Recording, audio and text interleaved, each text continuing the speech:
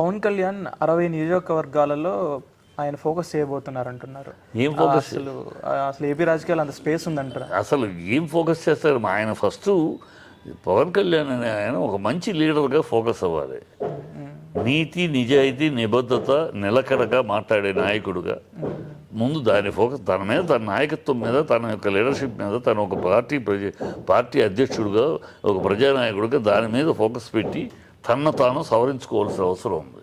ఇవాళ తను కామెడీ పీస్గా అయిపోయాడు. ఉప ముఖ్యమంత్రి అంటే చిన్నపిల్లాడి కాడ నుంచి పసిపిల్లాడు దాకా పెద్ద పిల్లలు 60 ఏళ్ళ దాకా కామెడీ చేస్తున్నారు. జగన్లాగా పవన్లాగా మాట్లాడితే నేను ఒక మాట రేపు ఒక మాట ఏమో నిలకడలేదా నీకు? మనిషిగా పవన్ ఆ లెవెల్లో అయిపోయింది. ఎందుకంటే పవన్ ఏం మాట్లాడతారు, ఇవాళ ఏం మాట్లాడతారు తెలియదు, రేపేం మాట్లాడతారు తెలియదు. అదే అసలు నాయక లక్షణాలే కాదు, ఒక పార్టీ అధ్యక్షుల లక్షణాలే కాదు. మీరు చూసుకోండి, నేను అంటాం కాదు, ఇదే విమర్శించడం కాదు. పవన్ కళ్యాణ్ లాంటి వాడు ప్రజల్లో అతనికి ఉన్న ఆదరణకి, వచ్చిన ఆదరణకి దాన్ని ఎలా కాపాడుకోవాలి, ఎలా నిజమైన నాయకుడిగా ఎదగాలి, అది వదిలేసేసి చంద్రబాబుకు భజన చేయటము, ఏం ఇప్పుడు మాట్లాడితే రేపు ఒక మాట, మాటకు మాట పొంతలు లేకుండా మతాల విషయంలో, కులాల విషయంలో, పార్టీల విషయంలో ఎప్పుడు 12 ఏళ్లలో ఒక లైన్ ఉందో చెప్పండి. ఆయన్ని ఇవాళ ఒకటి అంటాడు, రేపు ఒకటి అంటాడు. నిన్న కమ్యూనిస్టులు అంటాడు, ఇంకో రోజు ఇంకోటి అంటాడు. తెలుగుదేశాన్ని తిడతాడు, మళ్ళీ బీజేపీని తిడతాడు, మళ్ళీ తెలుగుదేశం గ్రేట్ అంటాడు, బీజేపీ సంఖలో కూర్చుంటాడు. దేనికి ఒక నిబద్ధత లేదు, ఒక నిలకడ లేదు, ఒక నిజాయితీ లేదు, రీతి లేదు. ఏం మాట్లాడుతున్నాం, ఎందుకు మాట్లాడుతున్నాం? మనం నిన్న ఈ మాట మాట్లాడేమే, ప్రజలు మనని అడుగుతారు కదా, నెల ఏంటి నిన్న అన్నారు, ఇవాడు ఇలా అంటారు. నిన్న కూడా మొన్న తెలుగు చిన్నమ్మ, హిందీ పెద్దమ్మ అట. ఏమి తెలిసి మాట్లాడుతున్నాడు ఆయన? తెలుగు పుట్టి 7,000 సంవత్సరాలు అయింది, హిందీ పుట్టి 2,000 సంవత్సరాలు. ఇది పెద్దమ్మ, ఇది చిన్నమ్మ.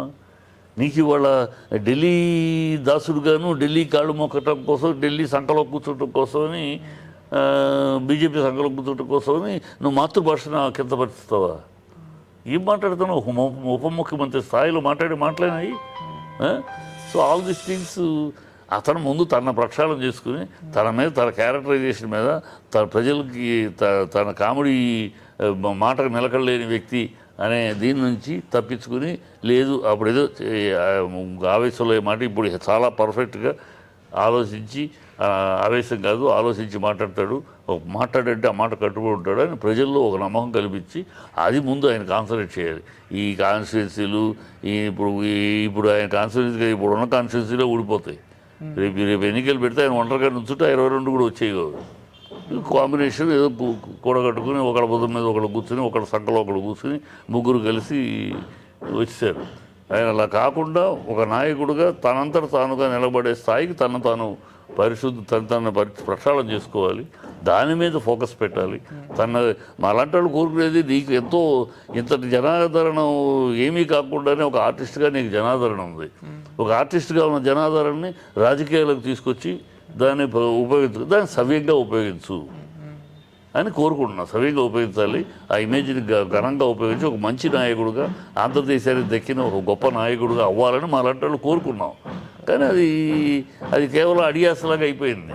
మా కోరికలు అని కూడా ఒక అడియాసలు ఆశపడకపోతే ఇతని దగ్గర ఆ స్టామినా లేదు, ఆ సామర్థ్యం లేదు, ఆ ఆలోచన విధానము, విజ్ఞానాలు లేవు అని ప్రూవ్ చేస్తారు. అవి ముందు కరెక్ట్ చేసుకోవాలి. తన నాయకుడిగా ఫస్ట్ కరెక్ట్ చేసుకుంటే ఆ తర్వాత 60 20 కానీ చేసిన తర్వాత